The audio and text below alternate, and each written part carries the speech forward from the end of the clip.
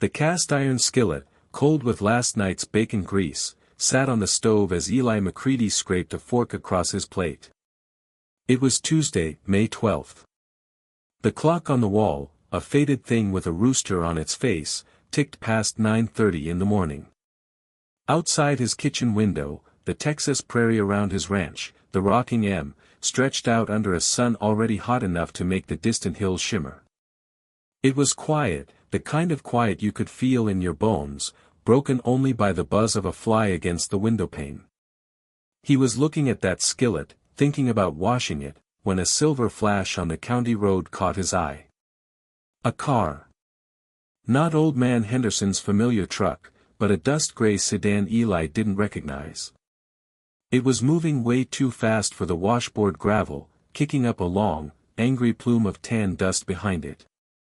It wasn't slowing down for his gait, either. Eli stood up, his chair legs scraping loudly on the old linoleum floor. The car didn't turn in. It sped right past his driveway, then, 100 yards down, the brakes screamed. It was a horrible, metallic sound that made Eli's jaw clench. The car fishtailed on the loose gravel before lurching to a stop in a cloud of its own dust. The driver's door flew open. A woman stumbled out. She was young, maybe in her late 20s, with a mess of dark hair. She wore a bright red t-shirt that looked like a fresh wound against all that dull gray and tan. She didn't look toward the house at first. She leaned back into the car, her movements frantic and shaky. When she straightened up, she was holding something close to her chest. Not a bag. It was a child, a small boy, wrapped in an oversized denim jacket. She clutched him like he was the only solid thing in the world. Then she turned, and her eyes found Eli's house. She started running. Not toward the road, but straight across the open field between the road and his ranch yard. Her boots kicked through the dry grass, and she held the boy with one arm, the other arm pumping hard. She wasn't yelling. She was just running, her face a mask of pure, focused fear. Eli moved without thinking. He was out his kitchen door, the screen door slapping shut behind him, before he even knew what he was doing. The morning heat hit him like a wall. He stood on his porch, the rough wood warm under his bare feet. He watched her run. He saw the moment her eyes locked onto him. They weren't pleading eyes. They were commanding. Desperate, but sharp. She covered the last 50 yards, her breath coming in ragged, tearing gasps as she hit the edge of his yard. Close up, he could see the sweat streaking the dirt on her face. She smelled like gasoline and fear. The boy in her arms, maybe 4 years old, had his face buried in her neck. He was awake, his small hands fisted in her shirt. "His name is Caleb," the woman said. Her voice was low and raspy, but every word was clear and hard, like a stone dropped into a still pond. "Don't let them take him." That was it. "No, please. No, help me. Just a name and an order." Before Eli could form a single word, a single question, she did the unthinkable. She stepped forward and shoved the warm, sleeping weight of the boy right into Eli's arms. He instinctively caught him, the denim jacket rough against his hands. The boy was solid, real, and he immediately started to squirm and whimper at the sudden change. The woman's hands, now empty, fluttered for a second. She reached out and touched the boy's head, just once, a touch so fast and light it might not have happened at all. Her eyes met Eli's. In them, he saw a thank you, a terrible sorrow, and a warning, all mixed together. Then she turned around. She didn't run back to her car. She turned and sprinted straight back the way she had come, back toward the road and the scrubby brush beyond it. She was running away from the child. Eli stood frozen, the boy now crying softly against his chest, confusion rooting him to the spot. That's when the sound came. It wasn't a loud, dramatic bang from a movie. It was a single, sharp crack that split the morning air. It was the sound of a dry branch snapping, but it came from the direction of the scrubland, where the woman was running. The sound hit Eli's ears, and a coldness, completely separate from the morning heat, washed down his spine. In his arms, little Caleb jolted and let out a full, scared cry. The world seemed to get very quiet again, but it was a different quiet now. The flies still buzzed. The sun still beat down. But the woman in the red shirt was gone, vanished into the brush. The silver sedan sat empty by the road. And Eli McCready, a 60-year-old man who lived alone with his cattle and his routines, held a stranger's sobbing child on his porch. His mind started clicking, slow and practical. First, get inside. He turned, nudged the door open with his shoulder, and carried Caleb into the kitchen. He kicked the door shut behind him. The familiar room, the chipped blue paint on the cabinets, the gurgle of the old coffee maker he'd left on, the smell of his own breakfast, felt suddenly like a set from a play. None of it was real. The only real thing was this trembling child. He set Caleb down on the linoleum. The boy just stood there, tears making clean tracks down his dusty cheeks. He looked around the kitchen with wide, scared eyes. He was wearing tiny jeans and a dinosaur t-shirt under that big jacket. One of his sneakers was untied. "Hey," Eli said, his own voice sounding strange to him. "You're all right." He knew it was a stupid thing to say. Nothing was all right. He crouched down, which made his knees pop. He was eye level with the boy. "Caleb. That's your name, right? Caleb." The boy nodded, a tiny, shaky movement. He sucked in a hiccuping breath. "I'm Eli. This is my house." Eli looked toward the window, then back. He needed to think, but the boy needed to be safe, right now. "You thirsty? You want some water?" Another small nod. Eli stood, every movement feeling too loud. He got a clean glass from the cupboard, filled it at the sink, and handed it to Caleb. The little boy took it with both hands and drank, water dribbling down his chin. Watching him, Eli's thoughts finally began to organize. The woman. The gunshot. The car. Them. Who were they? And why did she bring the boy here, to a complete stranger's ranch in the middle of nowhere? He walked to the window, keeping to the side, and peered out. Nothing moved. The silver car glittered in the sun. The field where the woman had run was empty. The scrubland beyond was silent. But the feeling in the air had changed. It was charged, like the moment before a lightning strike. He had a choice to make. He could call the sheriff. That's what a normal person would do. He looked at the phone on the wall, its curly cord hanging down. But the woman's words echoed, "Don't let them take him." What if them was someone in a uniform? What if calling was the wrong move? He didn't know this woman. He didn't know this boy.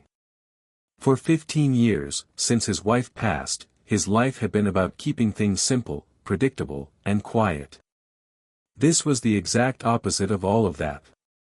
Caleb set the empty glass on the floor with a small clink. He looked up at Eli, his big eyes full of a trust that hadn't been earned. "Where's my mom?" he asked, his voice so small it almost wasn't there. That question, those 4 little words, decided it for Eli. He couldn't answer it. But he couldn't hand this boy over to a mystery, either. Not yet. Not until he understood what was happening. "She'll be back," Eli said, and the lie felt heavy on his tongue. "For now, we're gonna play a little hiding game, okay? A quiet game." He held out his hand. After a moment's hesitation, Caleb took it. His little hand was warm and damp. Eli led him through the living room, past the old sofa and the cold fireplace, to a door in the hallway that led down to the root cellar. It was cool and dark down there, smelling of earth and old potatoes. It wasn't a place for a child, but it was hidden. "You sit right here," Eli said, guiding him to sit on the bottom step. "You be super quiet, like a mouse. I'll be back soon. It's part of the game." Caleb just hugged his knees to his chest and nodded, his eyes huge in the dim light. Eli closed the door most of the way, leaving just a crack. He stood there for a second, listening to the sound of his own heartbeat. The house was silent. The clock in the kitchen ticked on. A promise had been made on his porch. A child was now in his care. And somewhere out in the brush, a woman in a red shirt was running, and a single, sharp sound had split the peaceful Texas morning. Eli McCready's last normal moment was gone, and he knew, deep in his gut, that nothing would ever be the same again. But sometimes, life sends a storm right to your doorstep, and all you can do is decide to be someone's shelter. For little Caleb, in that moment, Eli chose to be just that. The door to the root cellar was just a dark rectangle in the hallway. Eli stood in front of it, listening. From inside, he could hear the soft, shaky sound of Caleb breathing. It was the only sound in the whole house. The clock in the kitchen ticked, loud and slow. Each tick felt like a hammer hitting a nail, marking the seconds that were passing. It had been maybe 2 minutes since the woman had run into the brush. 2 minutes since that sharp, cracking sound. His hands wouldn't stay still. Eli looked down at them. They were ranchers' hands, tanned and rough, with scars from wire and wood. Right now, they were trembling. He made them into fists, but the shaking was deep inside, in the bones. He needed to move. He needed to see.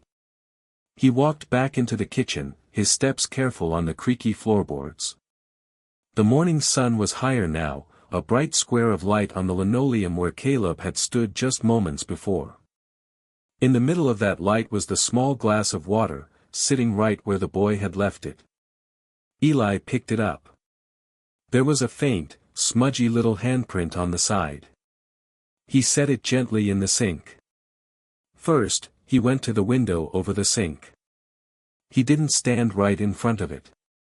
He stood to the side and peered out, just enough to see the yard and the field beyond.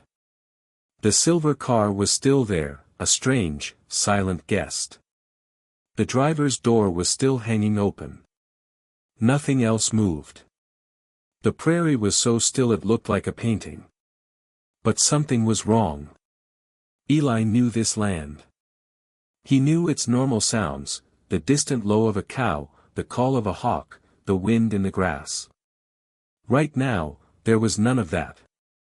It was a held-breath kind of quiet. He had to know what was out there. He had to know what that sound had been. He moved to the front door and opened it just a crack. The heat rushed in, along with the smell of dust and dry grass. No new sounds. He slipped out, letting the screen door close softly behind him. The porch boards were hot under his bare feet.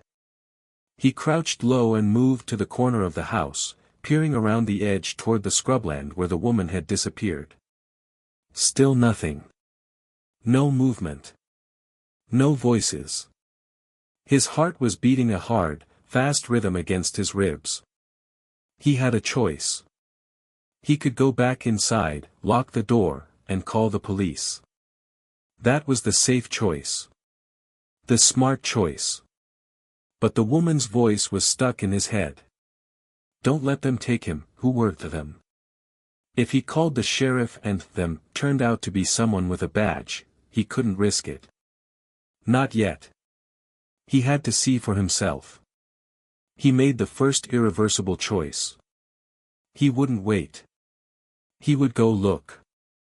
Eli moved off the porch, keeping close to the side of his old barn. The rough, sun-bleached wood scraped against his shirt. The barn smelled of hay and oil and old dust, a familiar smell that did nothing to calm his nerves. He reached the far corner and looked toward the scrub. A narrow, dry wash, a ditch that only carried water during heavy rains, cut through the land there. It was the most direct path from where the woman had run. He took a deep breath and started walking, not across the open field, but along the edge of it, using the sparse brush for cover. The ground was hard and rocky. Pebbles dug into the soles of his feet, but he barely felt them. Every few steps, he'd stop and listen. His own breathing sounded incredibly loud in his ears.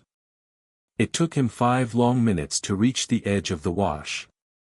He crouched behind a scraggly mesquite tree, its tiny leaves offering little shade. He looked down into the ditch. It was about 4 feet deep, its bottom covered in dry, cracked mud and a few brave weeds. And then he saw her. The red shirt was the first thing he saw, a bright spot against the brown earth. She was lying on her side in the bottom of the wash, not moving. One arm was tucked under her, the other was flung out to the side.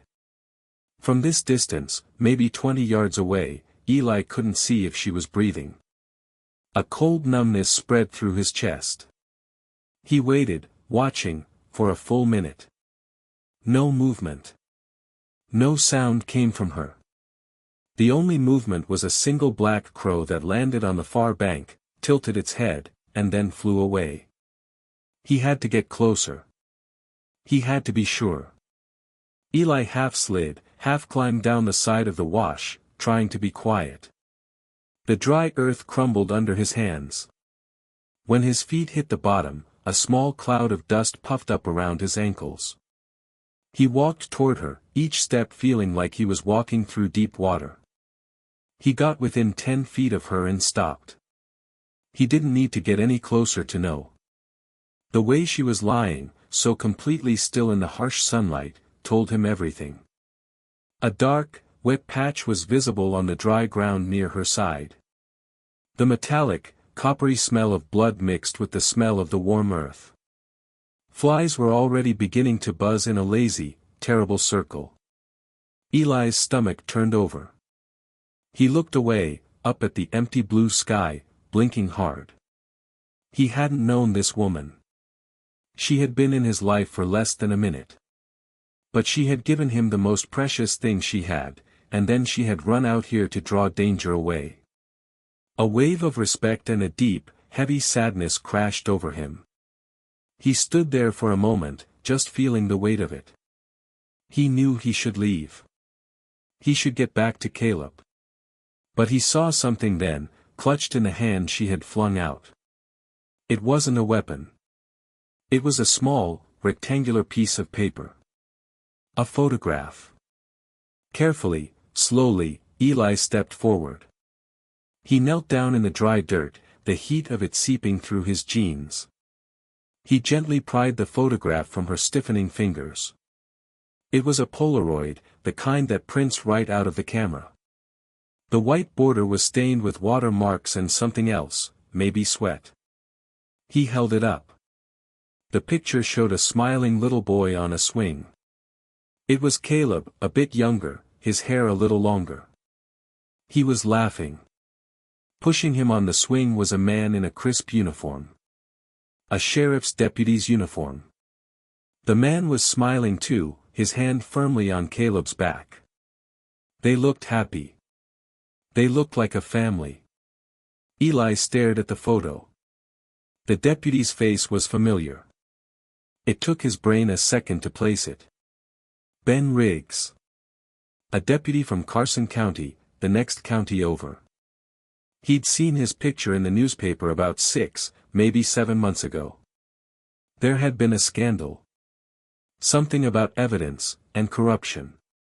Deputy Riggs had been arrested. He'd gone to prison. So the man in the picture, Caleb's father, was in prison. And the boy's mother was now lying dead in a dry wash. Who was left to protect him? The answer, in that silent, sun-baked ditch, was painfully clear. It was Eli. The lone rancher who had made a promise on his porch. He looked from the photo back to the woman's still face. Her eyes were closed. She looked peaceful, almost, as if she had finally found a quiet place to rest. He understood her sacrifice completely now. She hadn't just been running from something. She had been leading it away. She had used herself as a decoy, to give her son a chance. Not his father, Eli muttered to the buzzing flies, his voice rough. The man in the picture, the man who should have been protecting his family, was locked away. He had failed them long before today. Eli carefully tucked the stained photograph into his own shirt pocket. It felt heavy there, against his heart. He knew he couldn't leave her out here in the open. It wasn't right. But he also knew he couldn't move her, not now. He had to get back. Caleb was alone in a dark cellar, probably terrified. He stood up, his knees protesting. He gave the woman one last, long look. "I've got him," he whispered, a promise to the empty air. "I've got Caleb." Then he turned and climbed out of the wash. The walk back to the house felt longer. The sun seemed hotter. The image of the red shirt against the brown earth was burned into his mind. But in his pocket, the photograph was a solid, pressing reminder of why he was doing this. It wasn't just about a promise anymore. It was about a little boy on a swing, who had lost everything in one morning, and who now only had one person in the world he could possibly rely on. When Eli slipped back into the house, the cool dimness felt like a different world. He stood in the hallway, listening. From behind the root cellar door, he heard a tiny, muffled sniffle.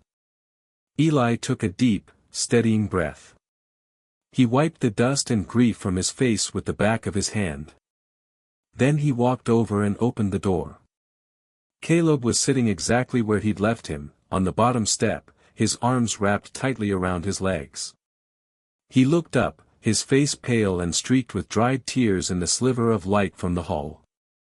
"The quiet game is over for now, partner," Eli said, trying to make his voice sound normal, gentle. "How about we find something to eat?" Caleb just nodded, his eyes huge and trusting. And in that moment, Eli McCready understood something. His quiet, solitary life was gone. Shattered. But in its place was something new, a purpose. It was terrifying, and it was huge, and it was the most important thing he had ever done. Sometimes, life doesn't ask your permission to change. It just hands you a photograph, and a child, and says, "This is yours to protect now," and the measure of a person isn't in how they plan their life, but in how they rise to meet the unexpected, broken, beautiful duty that finds them. 3 days. That's how long they lived in the quiet. For 72 hours, Eli McCready's ranch house became a fortress. He nailed boards over the lower halves of the windows, not all of them, just enough to block the view from outside while still letting in thin bars of sunlight. He kept the curtains drawn tight.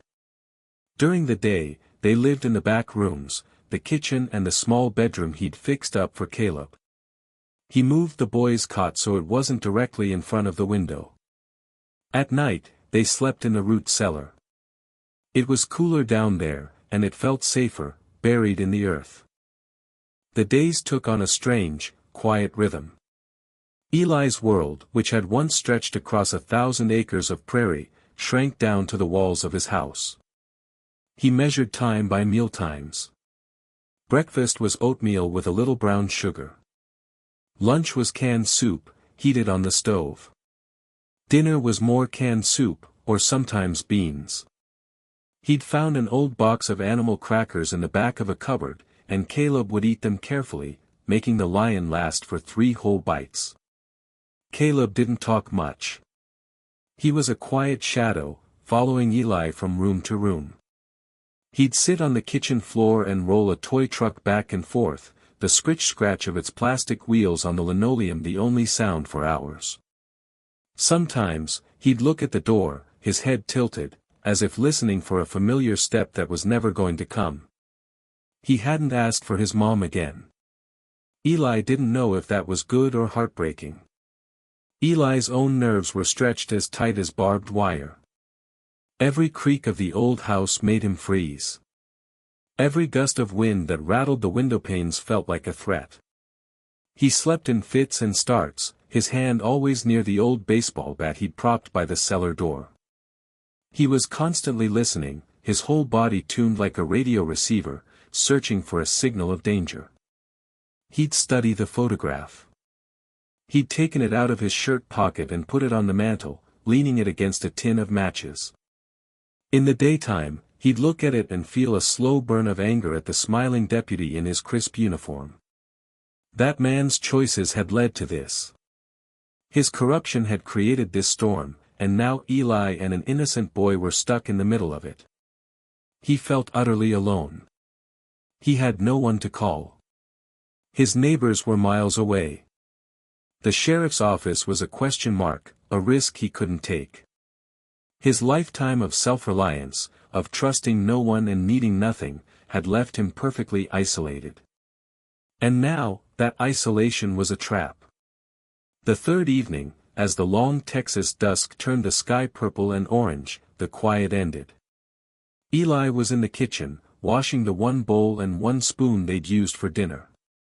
Caleb was in the living room, quietly lining up his animal crackers on the hearth of the fireplace. The first sign wasn't a sound. It was the dogs. Old Blue, his neighbor's hound dog 2 miles down the road, started barking. Not his normal, lazy bark, but a sharp, continuous yap yap yap of alarm. Then it stopped. Abruptly. The sudden silence that followed was worse than the barking. Eli turned off the faucet. The drip of water into the sink was deafening. He held up a hand, and Caleb, sensing the change, froze with a giraffe cracker in his hand. Then came the crunch of gravel. Not from the main road, but from the old service road that ran behind the north pasture. It was a road hardly anyone used. A car was moving slowly, without headlights. Eli's blood went cold. He moved fast. He scooped Caleb up, the animal crackers scattering on the floor. Upstairs, he whispered, his voice rough. Now, quiet as a mouse. He carried the boy up the narrow stairs to the second floor, then up the even narrower ladder that led to the attic crawlspace. It was hot up there, the air thick with the smell of old insulation and dust. A single, small knothole in the east wall gave a view of the back of the property. Eli had shown it to Caleb on the second day, calling it their lookout post. He set Caleb down. Look through the hole. Tell me if you see anything. Don't make a sound. Eli pressed his own eye to a crack in the siding. Down below, in the fading light, he saw 2 men. They weren't rushing. They moved slowly, deliberately, from the edge of the tree line toward his big equipment barn. They weren't dressed like cops. They wore dark jeans and plain jackets. They moved like they had all the time in the world, checking the barn doors, peering in windows. They were searching. Methodically. Patiently. This was worse than he'd imagined. These weren't panicked criminals. They were professionals. They were here for a reason. They knew something was here. Next to him, Caleb trembled. The crawlspace was sweltering, and sweat beaded on the boy's forehead and upper lip. Eli put an arm around him, pulling him close. He could feel the little boy's heart hammering against his own side. He knew what Caleb was feeling, that trapped, animal fear of being cornered. Eli felt it, too. His own flaw, his stubborn independence, had backed him into this exact corner. He had no cavalry to call. No plan except to hide. The men finished with the barn and started toward the house. They stopped about 50 yards out, just talking quietly, their faces indistinct blurs in the twilight. One of them pointed toward the house. An impossible choice unfolded in Eli's mind: clear and terrible. They were two men, focused and armed. He was one old rancher with a baseball bat and a child. He could stay here, in this hot attic. They would eventually search the house. They would find the root cellar, they would find the attic. And that would be it. Or, he could create a diversion. He could slip out the front, make a racket, and lead them away on a chase through the pastures. It would give Caleb a chance. The boy might be able to stay hidden, or maybe even slip out and run in the opposite direction. It was a slim chance, but it was something. The choice was between probably failing together, or sacrificing himself for a sliver of hope for the boy. The weight of that choice was a physical pain in his chest. He looked down at Caleb. The boy had turned from the knothole and was just looking up at him, his eyes reflecting the last bit of light from the crack in the wall. In those eyes Eli didn't see the deputy from the photograph. He didn't see the mother in the red shirt. He just saw a scared little boy who, over 3 long days, had started to look at him like he was the only rock in a rushing river. The boy's whisper was so soft Eli almost didn't hear it over the buzzing in his own ears. "Are you mad at me?" The question was like a punch. It came from a place of pure, childlike fear. The fear that all of this, the hiding and the quiet and the danger, was somehow his fault. That he was a burden. Eli's throat tightened. He pulled Caleb closer, the dust from the attic floor tickling his nose. "No, son," he whispered back, his voice thick. "I'm not mad. I could never be mad at you. This isn't your fault. Not one bit of it." He held the boy, looking over his head at the knothole, where one of the men was now walking closer to the house. And in that moment, staring at the face of this child who trusted him completely, Eli realized something that changed everything.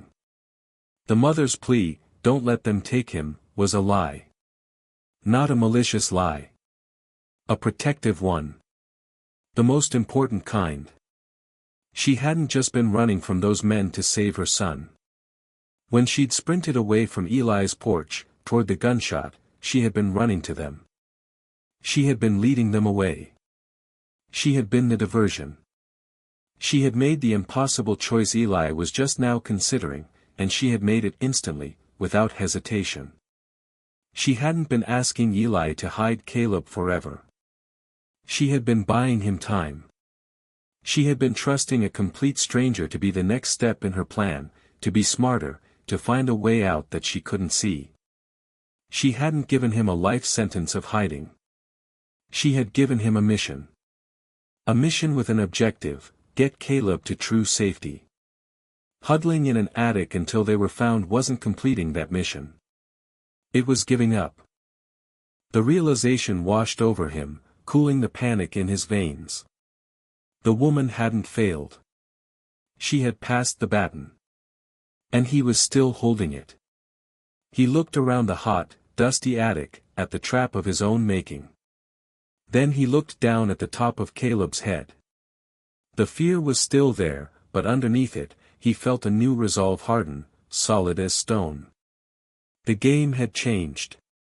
It was no longer about hiding. It was about moving. Sometimes, you have to reach your darkest point, the moment when you feel most trapped and alone, to finally see the path you're supposed to take. The path isn't always safe. It's almost never easy. But it's lit by the trust someone placed in you, a trust that shines brighter than any fear. That light was in Caleb's eyes when he looked up, and for the first time in 3 days, Eli knew exactly what he had to do next. The attic dust was bitter on Eli's tongue. Caleb's small body was tense against his side, a bundle of silent fear. Through the knothole, he watched one of the men walk closer to the house. The man stopped, maybe 30 yards from the back porch, and just stood there, looking. He wasn't rushing. He was waiting. That patience was the most terrifying thing of all.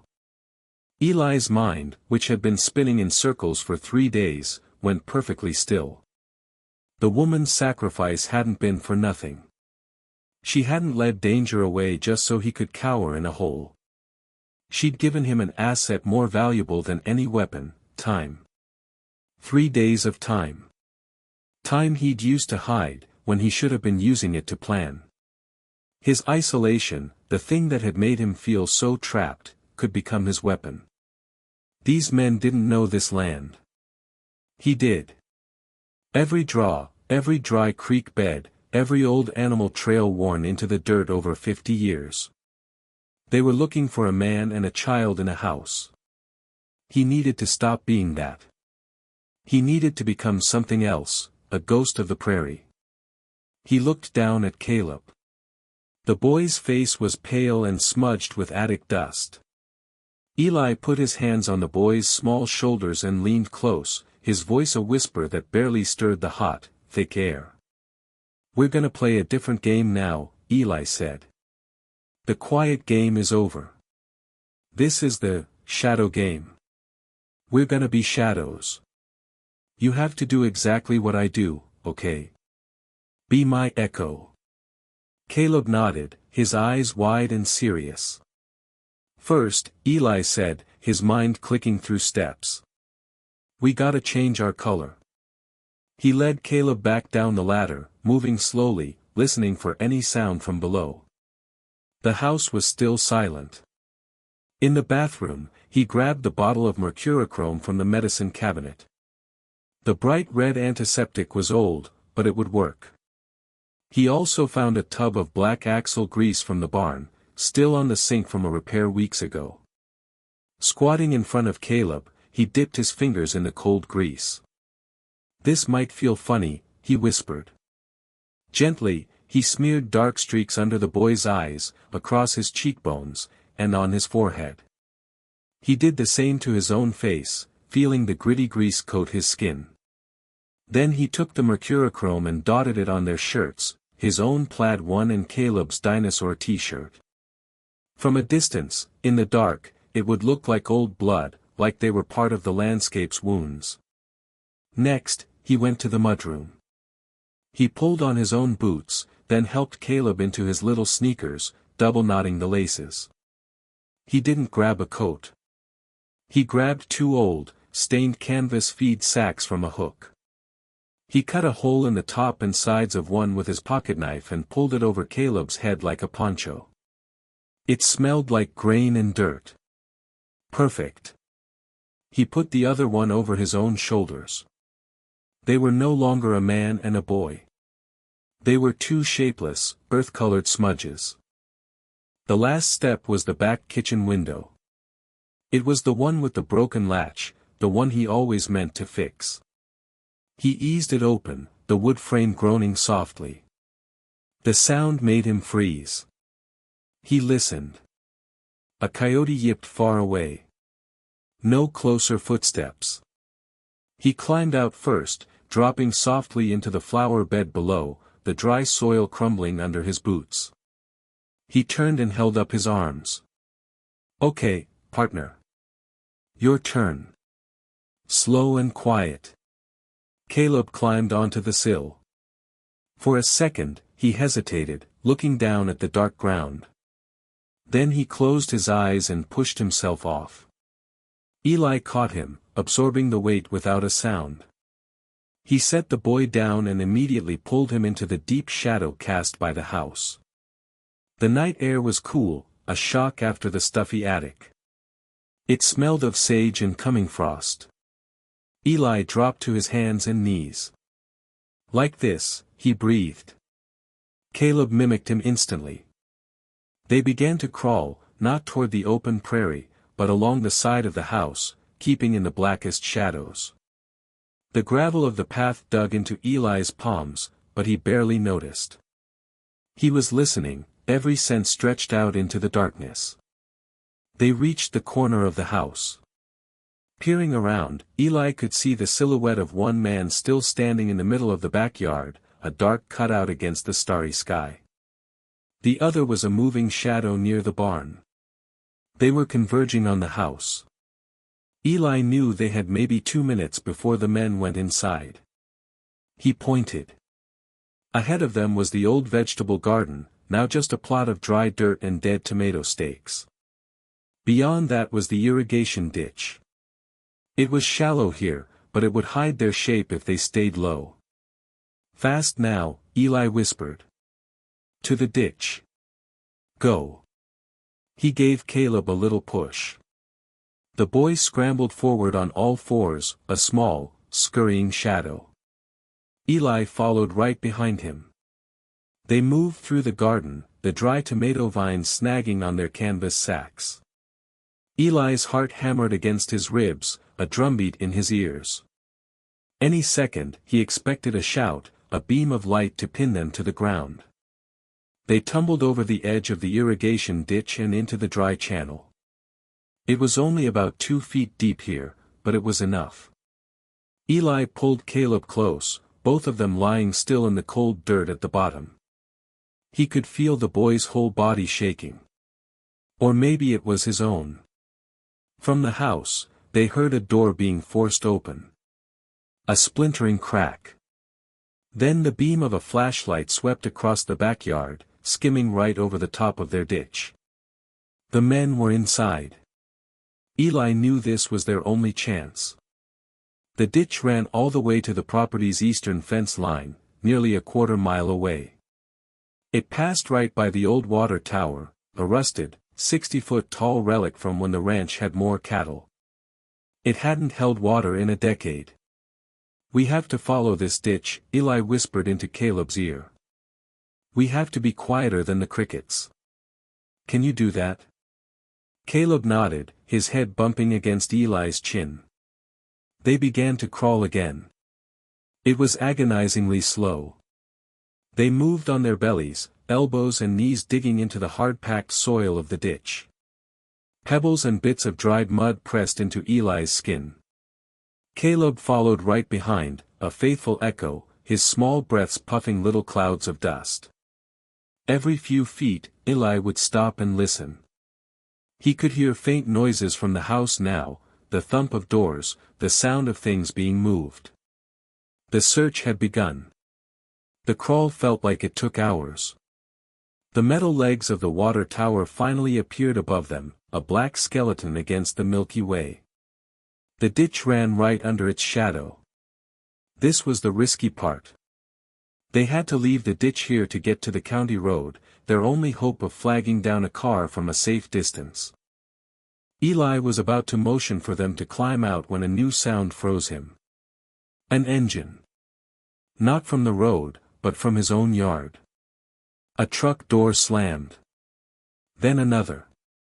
2 sets of headlights suddenly lit up the front of his house, painting the old boards a bright, garish white. The men had called for backup. Now there were at least 2 vehicles. They were blocked. The ditch was a dead end. The house was full of men. The open pasture was a killing field under those headlights. Eli looked up at the water tower. An old, flaking maintenance ladder was bolted to its side, leading up to the catwalk around the empty tank. It was a crazy thought. A terrible thought. But it was the only one he had. The tower was the highest point for miles. From there, they could see everything. And sometimes, seeing the whole board is the only way to find the next move. He pointed up. Caleb's eyes followed his finger and went even wider. He shook his head, a tiny, frantic movement. It's the only way, Eli whispered, his voice barely a sound.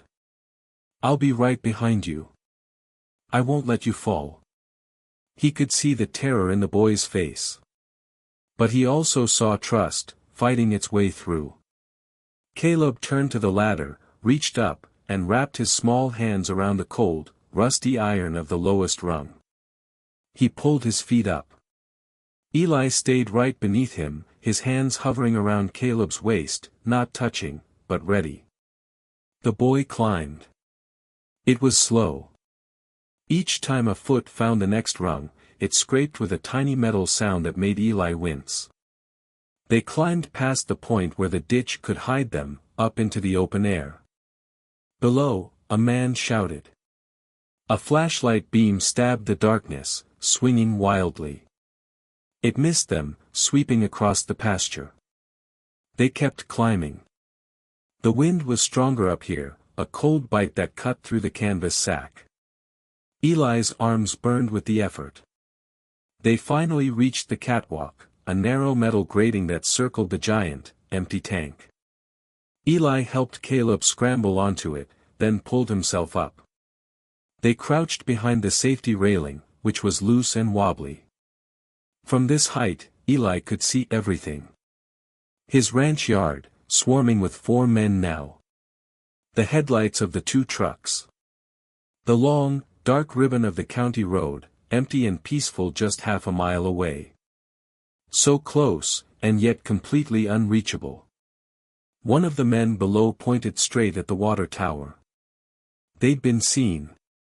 The beam of a powerful flashlight started climbing the ladder, searching. They were trapped.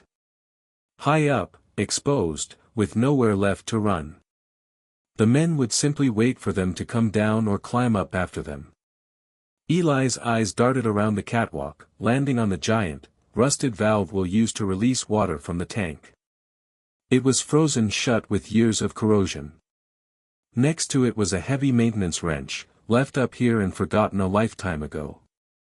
An idea, wild and desperate, sparked in his mind. The tower held no water. But the main supply pipe from the old well did. That pipe fed into the bottom of this tank. If he could break that valve open, the pressure from the pipe below would release whatever was in it, air, sludge, maybe a burst of old, stagnant water. It wouldn't hurt anyone. But it would create chaos. Noise, confusion, a distraction big enough to hide a single, final sprint. He grabbed the heavy wrench.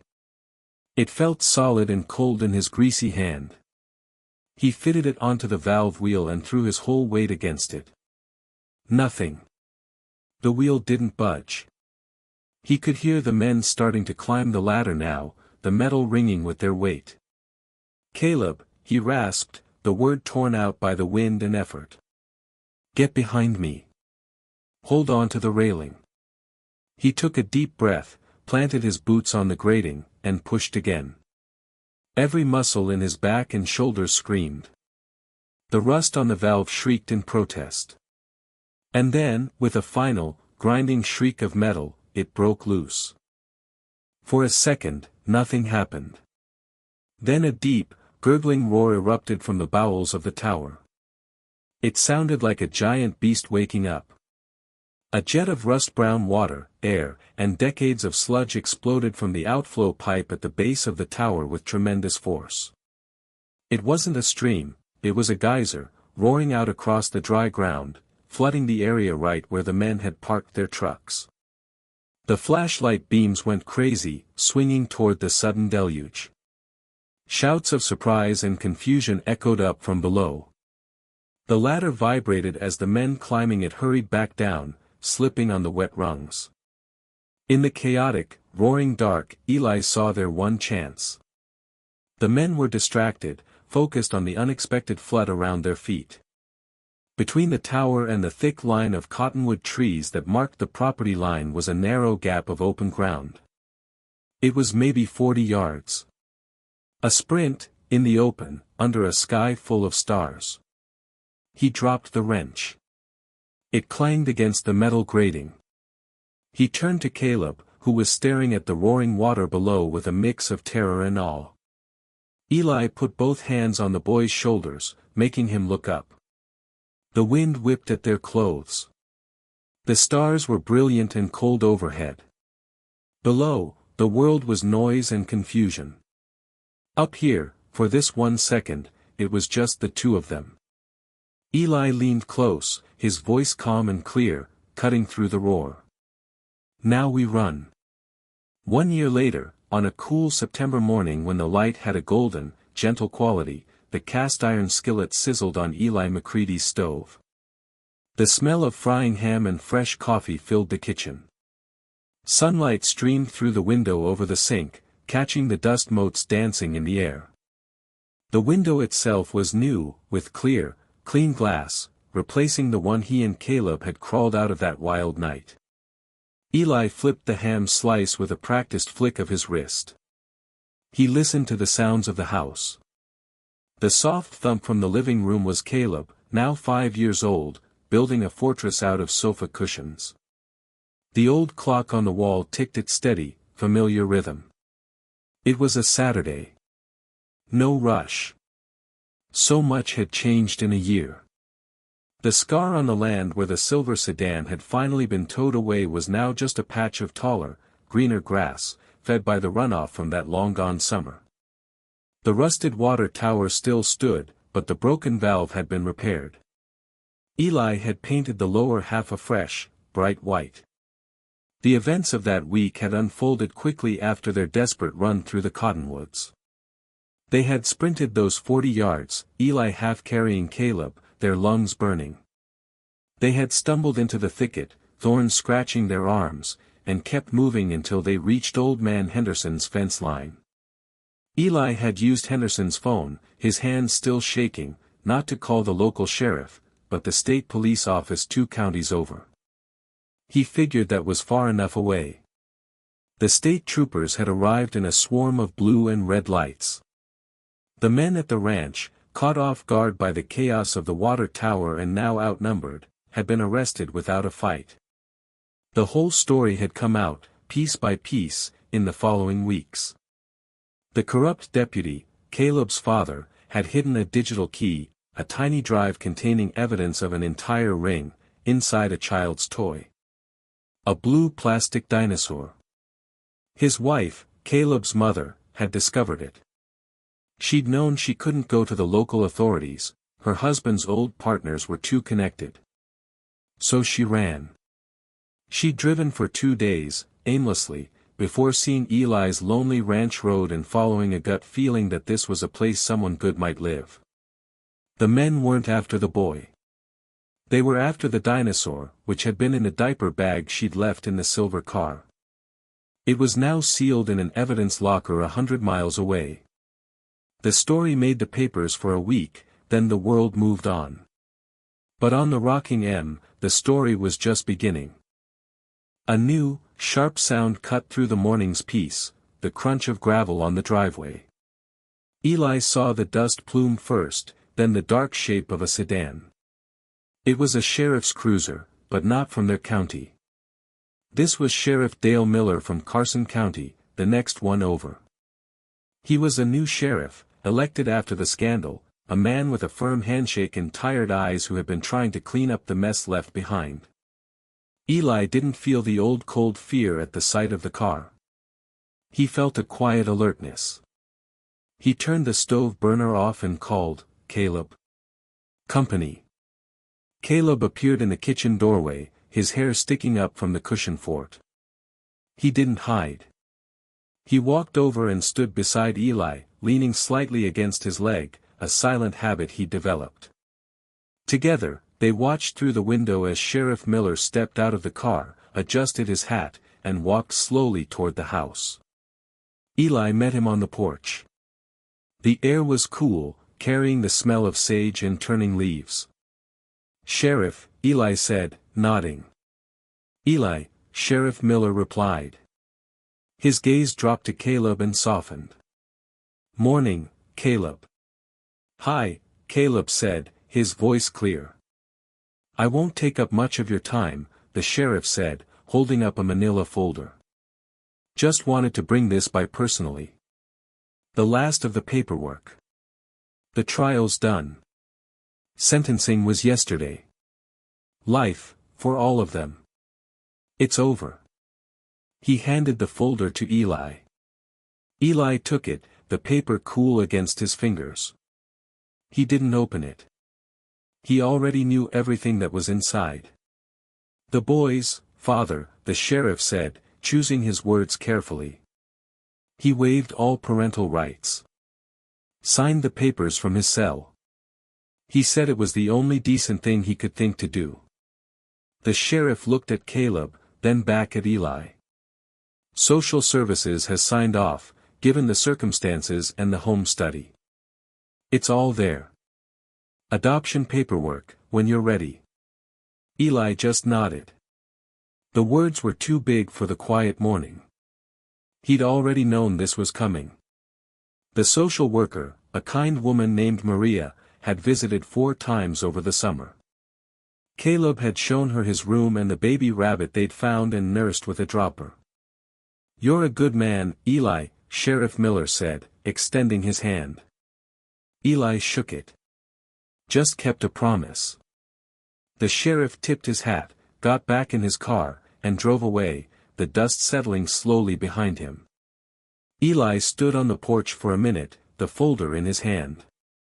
Caleb slipped his small hand into Eli's free one. "Is he a good sheriff?" Caleb asked, looking up.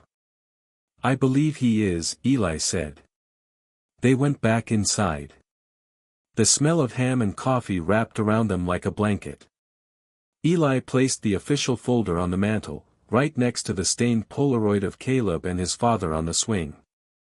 He didn't put the photo away. It was part of their story now, a reminder of where the path had started. "Hungry?" Eli asked. Caleb nodded and climbed onto his stool at the kitchen table, the same stool Eli had sanded down and repainted a cheerful blue last spring. Eli plated the ham, added a slice of buttered toast, and set it in front of the boy. He poured a small glass of milk. Then he served his own plate and sat down in the chair beside Caleb, not at the head of the table.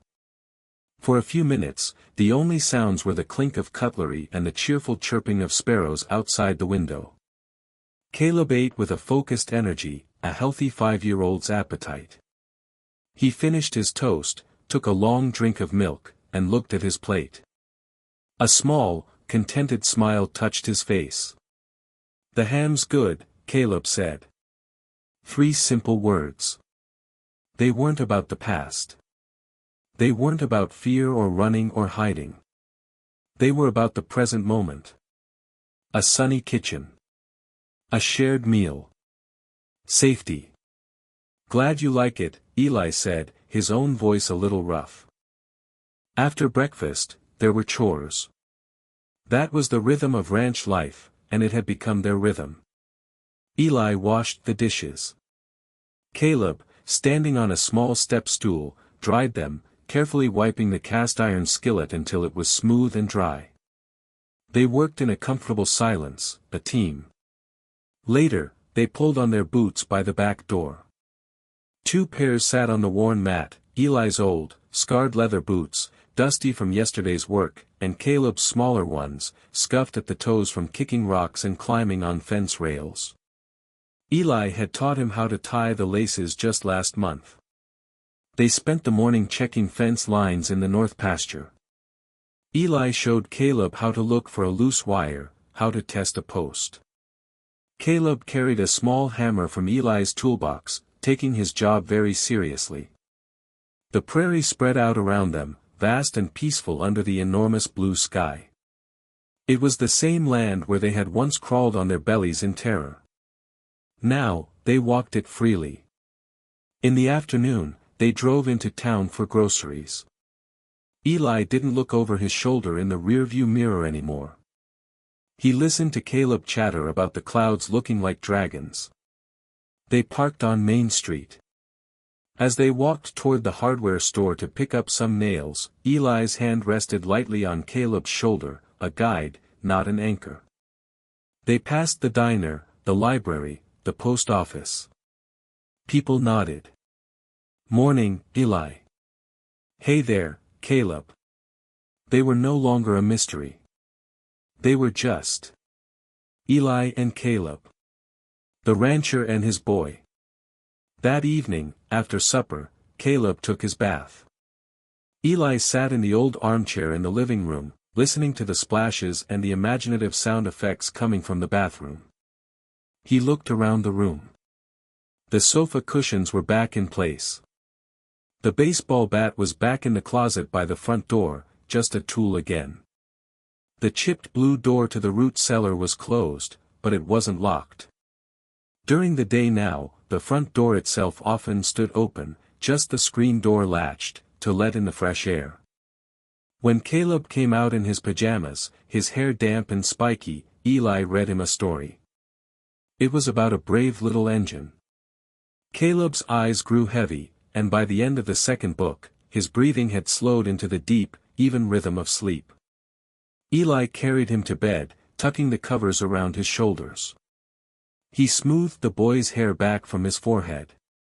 He stood in the doorway for a long moment, watching the small, steady rise and fall under the quilt.